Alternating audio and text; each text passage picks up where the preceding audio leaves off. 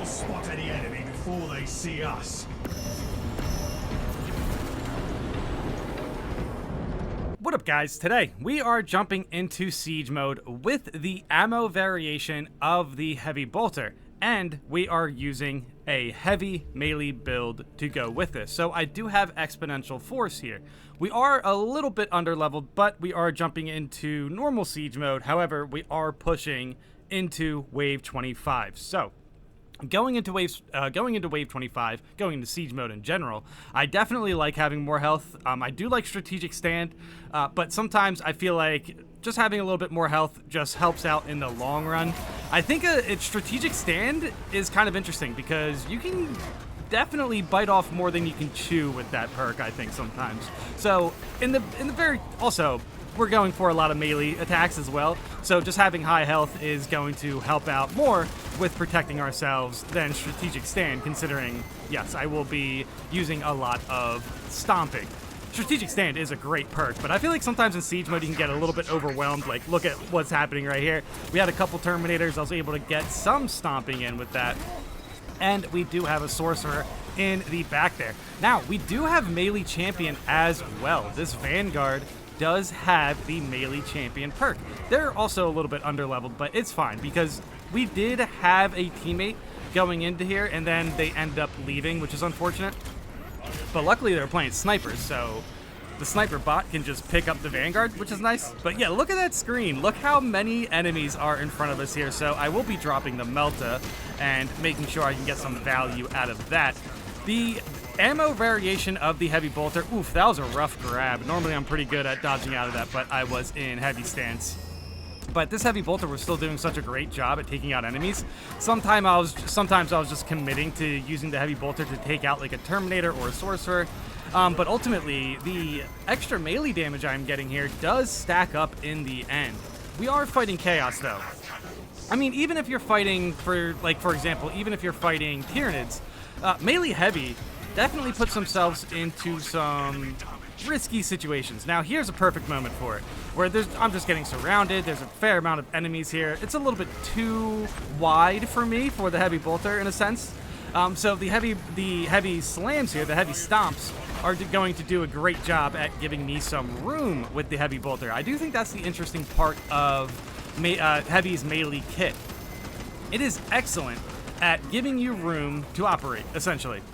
And exponential force, I think, is such a fun benefit. Now, for Prestige, when I get to Prestige 4, which, by the way, would be after this operation, or sorry, after this siege run, considering we are, like, in the 20s here, I believe, and we end up completing Wave 25, that looks really, really good. That's a lot of experience. So I do end up getting Prestige 4 Heavy on console.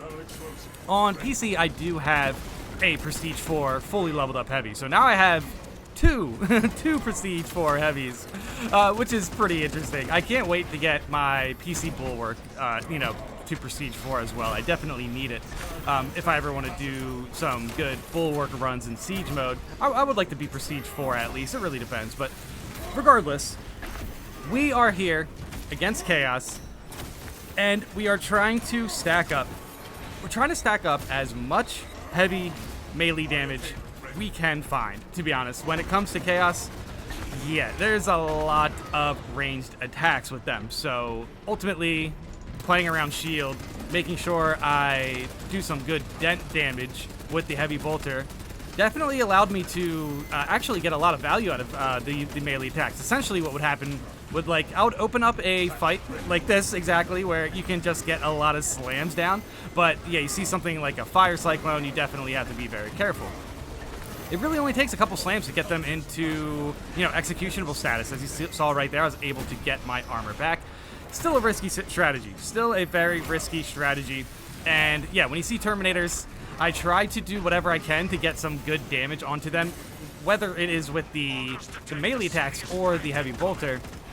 You definitely want to make sure you open up Terminator fights strong, because a lot of the times with Terminator fights, you're going to be locked into parrying and gun striking. So I feel like the opening's really the one time you can get a lot of damage on the Terminator, and then gun strike and then execute, which is pretty much the good way to go about fighting the Terminators. Obviously, if you don't know how to parry Terminators, you're probably going to be in a tough spot. And we do have a bot sniper here, which is interesting. So he will be able to pick up my teammates. He definitely can go camo and pick up teammates. Not too sure if they do it on purpose, but sometimes it happens. Sometimes it happens.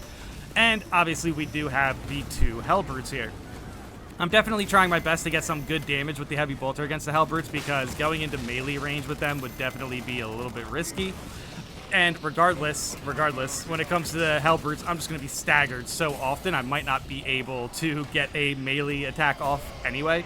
So I was just playing careful. Going with the Heavy Bolter here, I think, is a really convenient way to run melee.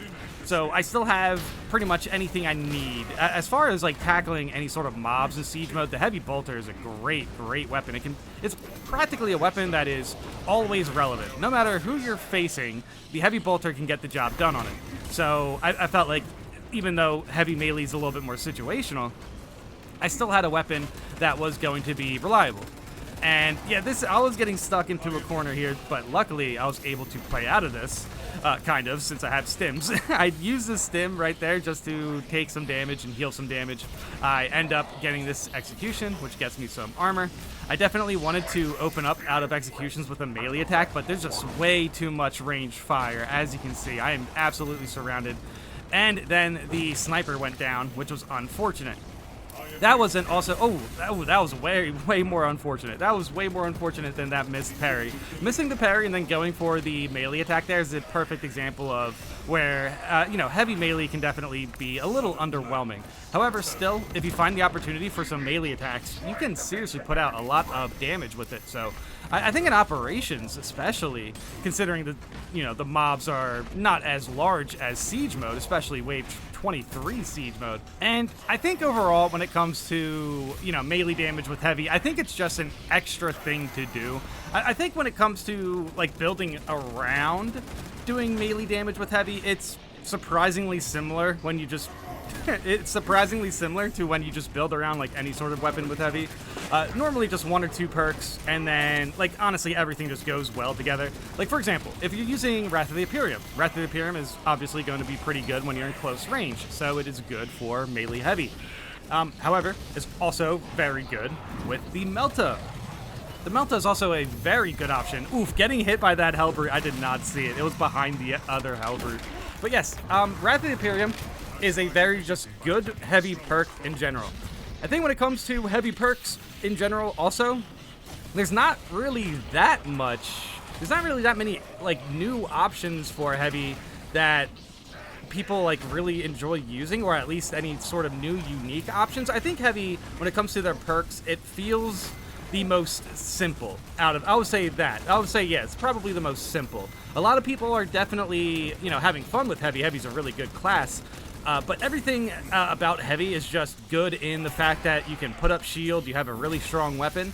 Hey, sometimes you can have a perk that helps your teammate's ability charge. That's cool, but it's not at all necessary. And then not to mention, not only with Wrath of the Imperium, you also have offensive capability, I believe, where your shield does damage effect over time to enemies that are near you. So you can actually build around close range heavy incredibly well. And then not to mention what I was talking about earlier with strategic stand, that plays very well into Heavy Bolter, Plasma. I mean, even Melta is probably good with it. But it doesn't work with heavy, the Heavy Bolt Rifle. I will admit, yeah, honestly, the Heavy Bolt Rifle is kind of interesting as far as build options for heavy. But I still think heavy with melee just feels a little bit better than heavy with Heavy Bolt Rifle. At least that's the way I look at it. I put up a gamble for that Fire Cyclone. I was getting pretty greedy there, which is pretty interesting. But yeah, right here we still have the Guardian Relic. We still have a stim. I have a fair amount of points, but I was helping my teammate out with stims when I could. This is normal siege mode, so luckily having this bot wasn't that big of a deal. My teammate goes down, and it takes a minute for them to come back. I was pretty confident I was able to take out this Hellbrute in a minute, or at the very least I could survive for a minute. And we were getting very lucky with stims drops as well. I was seeing a fair amount of extra stims here. And yeah, there's a sniper bot just appearing out of nowhere. The sniper bot's actually a pretty good bot, but then yeah, he just got shredded. Oh my gosh. Luckily my teammate's gonna be back soon. Dude, honestly, having the extra melee damage here with melee champion as well was pretty interesting. And not to mention, I have to admit, the heavy bolter was a great weapon for this. It was pretty much the best weapon I could pick if the melee situation wasn't doing the best and I needed something fast. Like, honestly, fast and reliable. The Melta is not the most reliable considering the range, and the plasma is not the most, it's not the fastest weapon. Not all plasmas, that is the drawback. Sometimes it's kind of slow to react to like getting my contested health chipped away like that. Luckily I had a stim there. But yeah, if I was to use strategic stand there, I think the Hellbrutes kind of just put out too much damage, so it's really hard to just stand there. I think the heavy bolter is definitely good here, the ammo variants specifically, because I always had an answer at the very least. I could, you know, I had ammo because I was getting ammo regeneration. That was a good stomp right there. So it only took one stomp for them to all like kind of back off a little bit. But then there's one Terminator who was ready to go there. Melta, boom, perfect. Honestly, that was so great to see. I was able to take out 2 Terminators there. But yeah, when it comes to Heavy's builds, I do think this is a little bit more limited, but it's very reliable overall, I guess. But yeah, with the ammo variant, the heavy bolter here, I always had an answer because I always had ammo because I was able to take out extremists with melee specifically. See right here, I was getting some melee attacks. Going for that third one right there, I knew I had the breakpoint on it, so even if they were enraged, it did not matter. I was able to get my health back there. Dude, yeah, honestly, just doing this over and over again to just continuously, you kind of save ammo, but then I also have a lot of ammo. If you consider the fact that I'm saving ammo with melee attacks, which is kind of interesting. But yeah, I'm pretty excited about the fact that I do have a Prestige 4 heavy on console now, because jumping into console and siege mode specifically with a heavy class, it's always the most fun. Dude, look how risky that was. Yeah, strategic stand would have been better there, 100%. But that little sliver of health is definitely fortitude, a fortitude benefit also. But holy cow, yeah, I'm definitely spending some points on some stims after this wave. I do help out my teammate with that. I make sure to use a bunch of my points on stims there.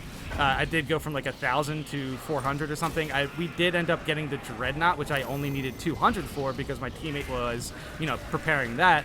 And then I also got a tactical bot because the heavy bot I think I got for wave 24 or something like that. Like kind of just, I didn't have the cooldown on it for whatever reason.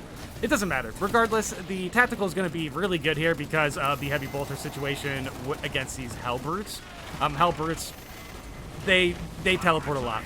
They teleport a lot. They're really, really hard to keep track of if you're going for pure melee against them.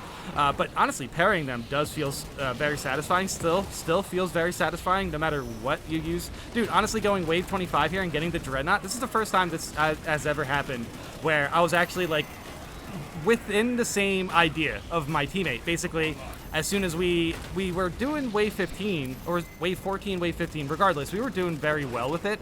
So, and we had a third teammate at the time too. So I guess we didn't really need the Dreadnought for wave 15. We were playing pretty well. However, what ended up happening was we lost a teammate.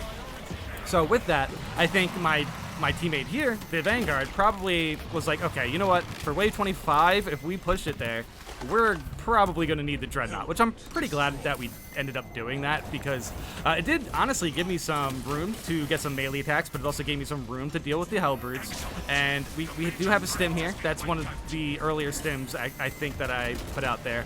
But yeah, my teammate went down, but the bot was able to pick them up, and then the bot went down and my teammate picked the bot up or something like that over there. My teammate, however, still, unfortunately, has a mortal wound. As long as they play around the Dreadnought, though, they should be fine. Wave 25 is a lot, man. The Dreadnought buffs are very noticeable in this, considering, just look at the time. Like, the time that we have with this Dreadnought is pretty insane, considering that we have the Hellbrutes gone. So if I just play around this Dreadnought, that's a victory. And in this run specifically, I did not go down. This is a flawless, melee heavy bolter, heavy bolter run for normal siege mode, which I'm very happy about, to be completely honest. I definitely did hard siege mode recently at wave 15. I have not done wave 25 hard siege mode yet. I will eventually, but that's going to take a long time. I'm going to have to make sure I set a day for it or something. If you saw the clip at the beginning, there was definitely one issue with connection, maybe for my teammates. The sniper, I honestly don't remember if he left or no. I do believe he left. I think he left at a checkpoint. I don't think he got disconnected, but he was pretty close to it if you saw him kind of just sliding on the floor on his back at the beginning of this video, which is pretty interesting. Big slam right there to the Terminator. Big parry, but I unfortunately totally missed it. And that was not a big parry. And then, dude, honestly, that parry was pretty interesting because I thought I was there for it, but I guess not. But yeah, honestly, as long as I was parrying the Terminators, as long as I was dealing with Terminators to begin with at all, I feel like Terminators can be such an issue if you start to notice them build up. When it comes to fighting Chaos, I always like fighting the Terminators, so I feel like in Siege mode, I just, you know, I have a fun time fighting Terminators. So for Chaos and Siege mode, I really don't mind it that often to just continuously focus down Terminators here and there.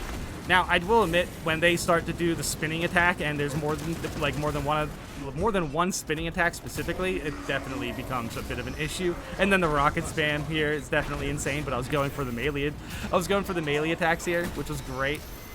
And yeah, we're pretty much done with wave 25 here, dude. That Dreadnought was huge. We did have a tactical bot as well. Like, we were set up for wave 25, and it honestly went really, really well. We did end up getting like almost 20,000 melee damage. We hit around 44,000 range damage. I obviously needed the heavy bolter for the Hellbrutes, but dude, what a good run. I did not go down.